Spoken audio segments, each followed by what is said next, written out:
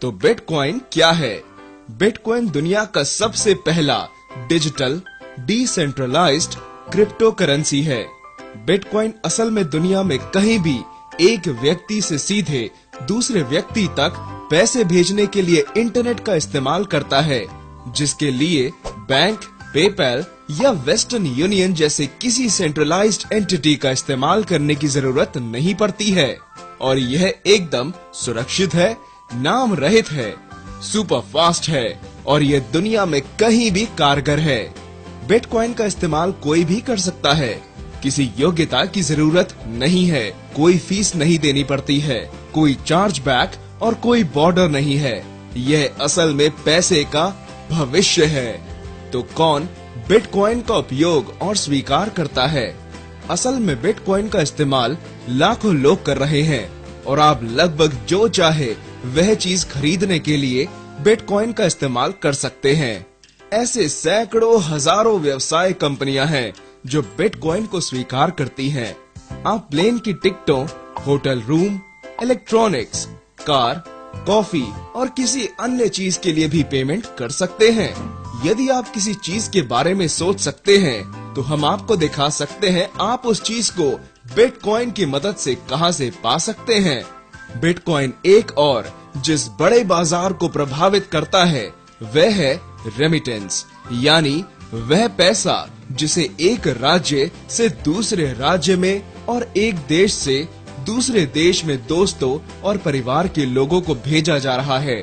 अधिकांश लोगों को यह बात समझ में ही नहीं आता कि हर साल दुनिया भर में 600 बिलियन डॉलर से लेकर 1 ट्रिलियन डॉलर तक इधर से उधर चला जाता है।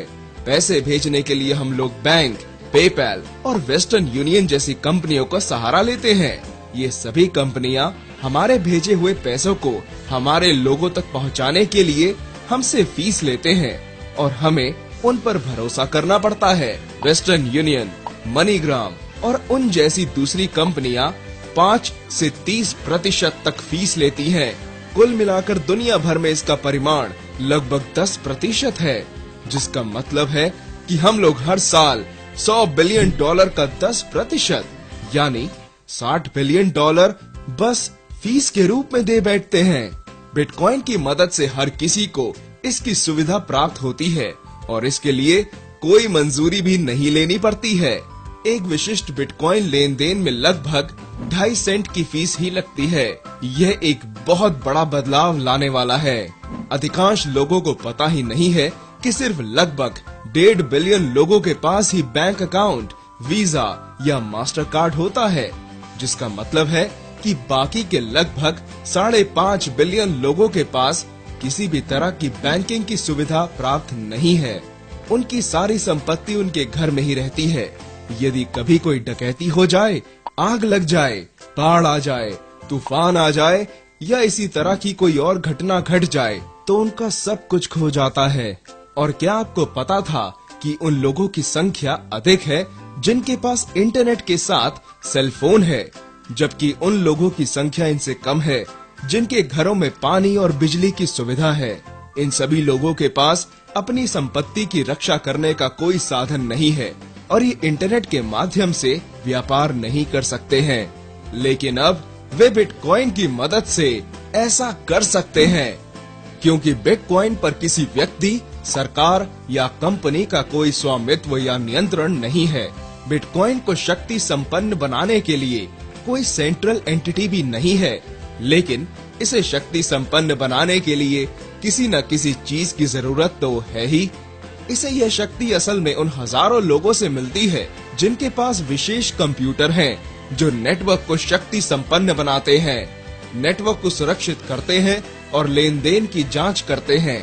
इसे माइनिंग कहा जाता है। सबसे बड़ा सवाल है, यदि कोई फीस ही देनी नहीं पड़ती है तो लोग क्यों कंप्यूटर और बिजली पर इतना पैसा खर्च करेंगे यदि कोई आमदनी ही नहीं होगी? यही वह जगह है जहां हम पैसे डाल सकते हैं। औसतन हर 10 मिनट में बिटकॉइन के एक नए ब्लॉक का निर्माण किया जाता है और उसे किसी ऐसे व्यक्ति को दे दिया जाता है जो माइनिंग कर रहा है। शुरू में हर 10 मिनट में 50 नए बिटकॉइन का निर्माण किया जाता था। 2,10,000 ब्लॉक के बाद जिसे बनाने में लगभग 4 साल लग गए, यह घटकर 25 नया बिटकॉइन प्रति ब्लॉक हो गया है। एक और 2,10,000 ब्लॉक के बाद, जो कि 2016 की जुलाई के आखिर में होना चाहिए, यह घटकर 12.5 प्रति ब्लॉक हो जाएगा और यह अगले 125 साल तक यानी 2140 तक लगभग हर 4 साल में इसी तरह आधा होता रहेगा और तब तक 21 मिलियन बिटकॉइन हो जाएंगे और उसके बाद से किसी नए बिटकॉइन का निर्माण नहीं किया जाएगा। इसलिए बिटकॉइन हमेशा दुर्लभ होगा। बिटकॉइन की शुरुआत 3 जनवरी 2009 में सतोशी नाकामोटो द्वारा की गई थी। जब इसे शुरू किया गया था तब इसका कोई मोल नहीं था। यह असल में पैसों के बारे में था ही नहीं। यह असल में यह साबित करने के लिए था कि क्या हम लोग किसी थर्ड पार्टी की मदद लिए बिना लेन देन कर सकते हैं और क्या हमारे पास विकेंद्रीकृत किस्म का पैसा आ सकता है जिसे कोई भी दुनिया में कहीं से भी बिना किसी फीस के इस्तेमाल कर सके। उस समय इस माइनिंग के काम में सिर्फ कुछ ही लोग शामिल थे। वे लोग हर 10 मिनट में सभी नए बिटकॉइन को इकट्ठा कर रहे थे। उसके बाद 22 मई 2010 को पहला लेन देन हुआ। एक पिज्जा के लिए 10,000 बिटकॉइन को ऑफर किया गया। जब ऐसा हुआ तब अचानक बिटकॉइन का महत्व बढ़ गया। उसके बाद मांग बढ़ने लगी और ज्यादा से ज्यादा लोग बिटकॉइन खरीदने के लिए कहने लगे। लेकिन जिन लोगों के पास यह बिटकॉइन था, वे लोग इसे इतने सस्ते में बेचना नहीं चाहते थे। याद रखें, बिटकॉइन सोने की तरह दुर्लभ है। उस समय लोग इसे खरीदने के लिए ज्यादा पैसे देने का ऑफर करने लगे। बिटकॉइन को एक आइडिया से एक बिटकॉइन के लिए 10 सेंट के मूल्य का बनने में 1.5 साल से ज्यादा समय लग गया। जिस समय यह वीडियो बनाया जा रहा है उस दौरान और 5 साल बीत गए और इसकी कीमत 10 सेंट से बढ़कर लगभग $240 हो गई, यानी कि 2400 गुना। 5 साल पहले यदि आपने $1 मूल्य का बिटकॉइन खरीदा होता तो उसकी कीमत अब $2400 हो गई होती। यदि आपने $100 का बिटकॉइन खरीदा होता तो वह अब $2,40,000 हो गया होता। जहाँ तक हमें पता है, पिछले 5 साल में बिटकॉइन दुनिया का सबसे बड़ा निवेश बन गया है। कई लोगों को लगता है कि वे दिन गए, लेकिन वे गलत हैं। आइए बताता हूँ क्यों। अभी फिलहाल ऐसे सिर्फ लगभग 10 मिलियन लोग हैं जिनके पास बिटकॉइन वॉलेट है।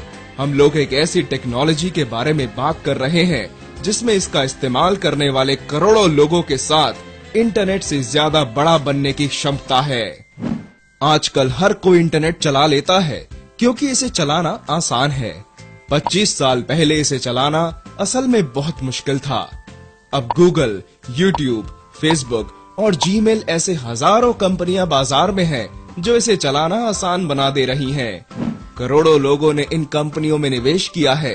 बिटकॉइन भी वैसा ही है। 5 या 6 साल पहले बिटकॉइन का इस्तेमाल करना बहुत मुश्किल था, लेकिन अब दुनिया भर में 1000 से भी ज्यादा कंपनियां हैं जो इसका इस्तेमाल करना आसान बना दे रही हैं। दुनिया के सबसे चालाक और अमीर लोग आम लोगों के लिए इसका इस्तेमाल करना ज्यादा आसान बनाने के लिए बिटकॉइन कंपनियों में लाखों करोड़ों डॉलर का निवेश कर रहे हैं। यही वजह है कि हम लोग अभी भी इस बिटकॉइन क्रांति के आरंभ में हैं। पिछले कुछ सालों में बिटकॉइन शुरू करने वाली कंपनियों में लाखों करोड़ों डॉलर का निवेश किया गया है। 2012 में लगभग $2 मिलियन का निवेश किया गया, 2013 में $95 मिलियन, 2014 में $361 मिलियन और सितंबर 2015 तक लगभग $456 मिलियन का निवेश पहले ही किया जा चुका है। यानी पिछले 3 साल में $900 मिलियन से भी ज्यादा निवेश हो चुका है। यहाँ कुछ ही लोग और व्यवसाय ऐसे हैं जो बिटकॉइन कंपनियों में निवेश कर रहे हैं। Bill Gates, sir Richard Branson, the New York Stock Exchange, Goldman सैक्स, USA bank, BBVA bank, PayPal, eBay और गूगल शुरू करने वाले लोग। इसके अलावा MIT यूनिवर्सिटी बिटकॉइन के साथ काफी करीब से जुड़ा है और ये ब्लॉकचेन टेक्नोलॉजी का आधार है। यही है वह जगह जहां जादू होता है। कल्पना कीजिए, आपको थोड़ा सोना चाहिए और उस महीने में उतना सारा सोना खोद कर निकाला गया है। अगले महीने सोने की मांग उतनी ही रहेगी, लेकिन पहले की तुलना में आधा सोना ही खोद कर निकाला जाएगा, जिससे कीमत काफी बढ़ जाएगी। यह दैनिक लेन देन की एक तस्वीर दी गई है। इससे पता चलता है कि मांग कितनी है और बिटकॉइन के साथ क्या हो रहा है। मांग बढ़ रही है, लेकिन फिर भी नई सप्लाई का परिमाण घटता जा रहा है, जिसका मतलब है कि समय के साथ कीमत बढ़ती जाएगी। अब तक 14 मिलियन से भी ज्यादा बिटकॉइन का निर्माण हो चुका है